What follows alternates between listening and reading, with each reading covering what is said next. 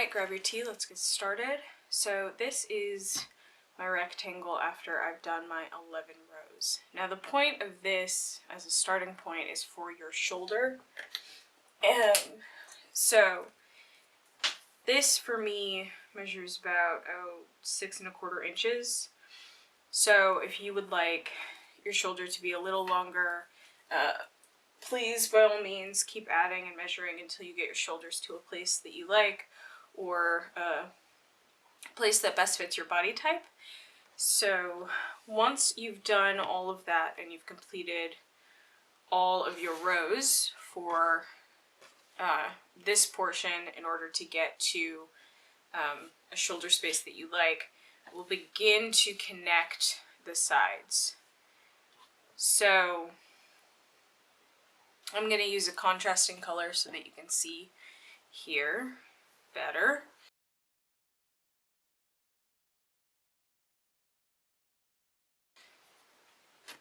I'm going to create my slip stitch and put that onto my hook. I'm going to start with the back portion so that I'll have just a small seam on the front of my bodice. You can start on the front and go to the back, do whatever you prefer. I'm going to start in my bottom corner on my back side by going into my corner, pulling a loop through for my first slip stitch, and then chaining 2. Crochet 2 double crochets into that corner space. So we're not going around the corner. And then I'm going to continue with 3 more clusters.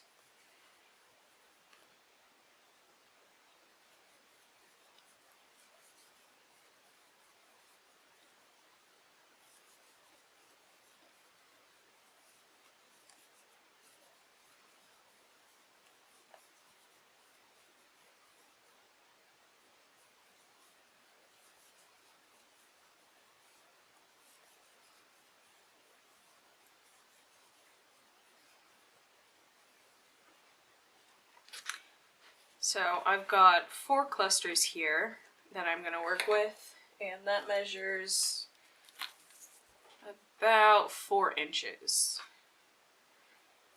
So if I unfurl this and measure 1, 2, 3, 4 in between that and here, it gives me an arm opening of about 15 or so inches. Now that does not include the section that I'm going to make to give me sort of like a side panel, which will give me the ability to make this more 3D. You could, if you wanted to, just crochet these 2 sides together without creating this side panel piece if you would like, but that will affect how it will lay on the body. But again, that's entirely up to you. So I've got my 4 clusters here.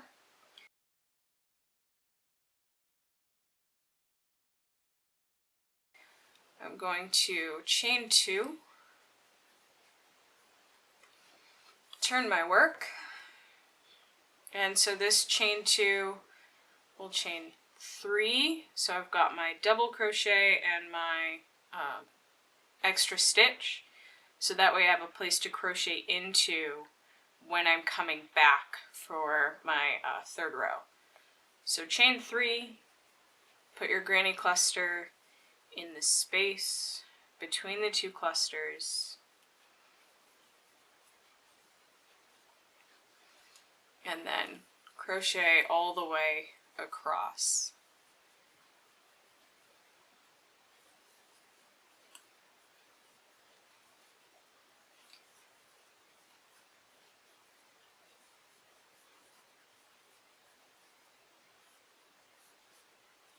When you get to your last granny cluster, chain 1, and then just like we did for the split back portion of the bodice, you'll double crochet into this first and second, in between the first and second stitches.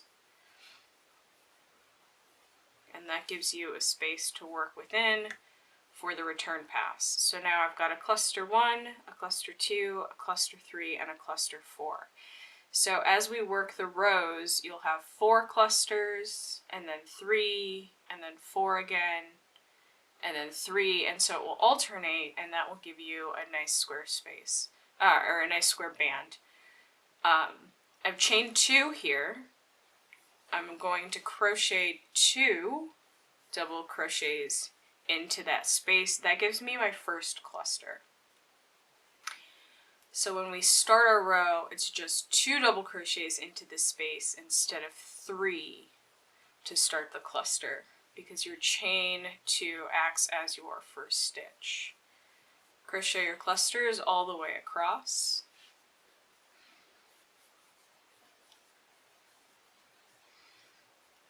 And when you get to the last one, you'll just place a full cluster.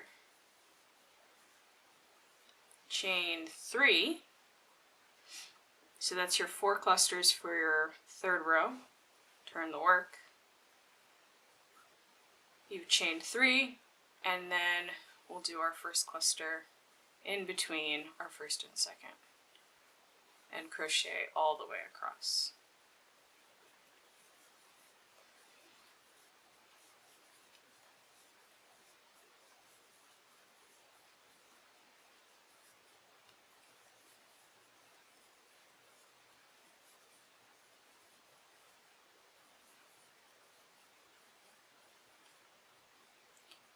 When you get to the end, because you have a cluster, you'll chain 1 and then crochet in between that first and second stitch. Chain 2, and when you turn it back, you'll have space to do 4.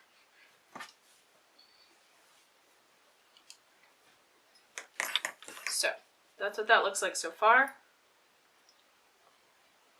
Grab a sip of tea.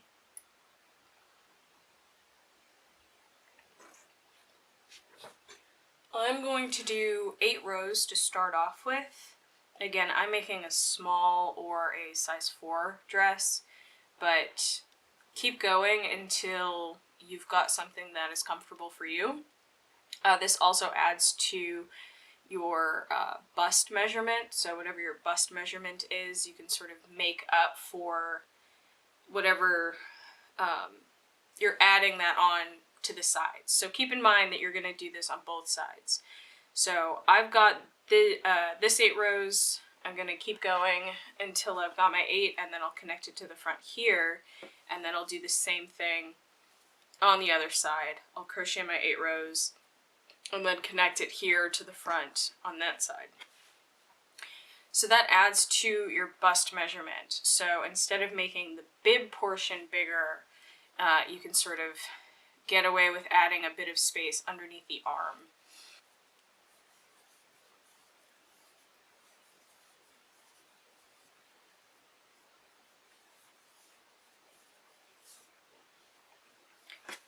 So that is my first 8 rows done, and that measures out to an additional 5 inches. So for me, this is a 20-inch armhole. So the 2 bottoms will meet. I will fold this over, and it will look something like that. So connect however you would like to, whether that's with the mattress stitch or by doing a surface crochet. If you'd like, you can just keep crocheting instead of pulling off the work. I will put my working loop back onto my hook, go in to my very first stitch, and then you can either just go straight into this space, or you can go into the first stitch, or into 2 loops, depending on how you like to connect your work, and then connect with slip stitches, coming all the way across. So working under the 2 loops like that, and then into these 2 loops to pull your working yarn through. And you'll just do that all the way up, going under those stitches and pulling through. And when you get to a chain one space, you can either go around the chain one space or under those two, or under the stitch. So under these two, which are a bit fiddly, and pulling up and working all the way across. Now this side panel does not need to be 4 stitches long, as it were. You can make it as wide or as long as you need to fit your bodice. So if you would like your armhole to be less roomy or more roomy, act accordingly. If you want to do 5 stitches, 6, whatever it takes, whatever feels the best for you. And then you don't have to do 8 rows, but it does add about 5 or so inches, so keep that in mind. Again, this pattern is very modular. At least I hope it is. I don't have any pattern testers, so I don't know. I don't know for sure. I can't say that with any actual confidence. But I'm hoping that this works out for those of you who decide to make it. So you'll end up with this sort of vest, and that's a pretty bulky seam. Again, if you don't want to do that, you don't have to. There's just one way to connect. And then once you've done both sides, you can try it on, see how it fits, or just measure it. So I'll do the other side with a contrasting color, because I'm not going to cut that one. I just did all that work. So we'll move on to this color and do the exact same thing on the other side. So starting in my corner, I connect my new yarn, chain 2, 2 double crochets into that space.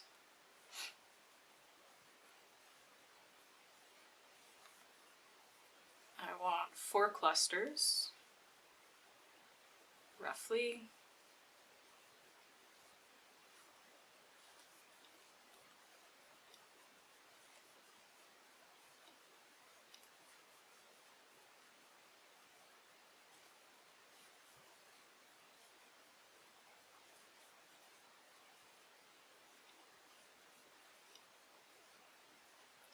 I will chain 3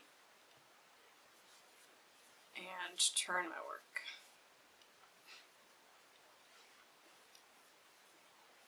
Begin with a cluster and work my way all the way across.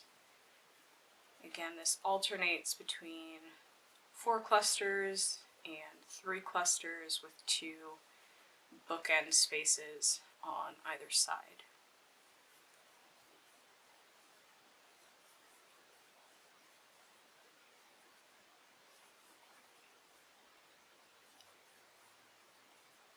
Chain 2, I turn back, 2 crochets, 2 double crochets in the first space,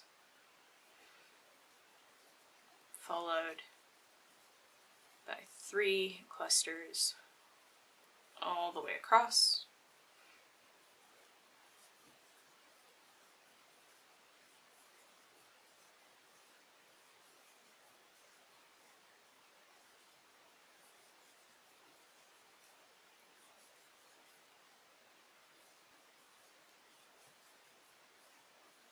And chain 3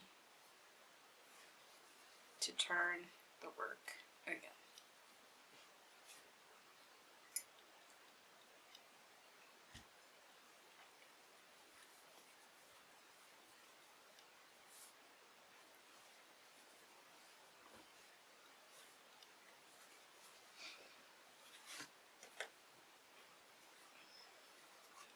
So that's both sides done for me.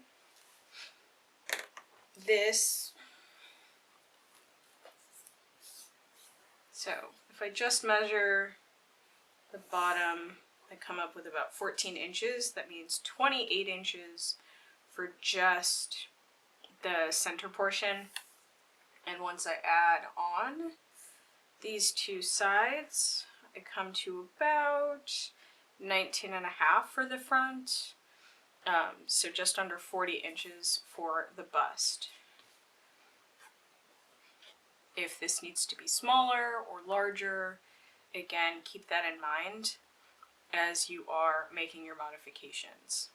So if you come out further from the shoulder, say the shoulder is 7 or 8 inches for you, then that will add to the length as well. And so this may not need to be as long, or it could be wider, depending on how large you would like the armhole to be for you. So keep that all in mind as you are trucking along with this almost pattern. Again, this has not been tested, so create at your own risk.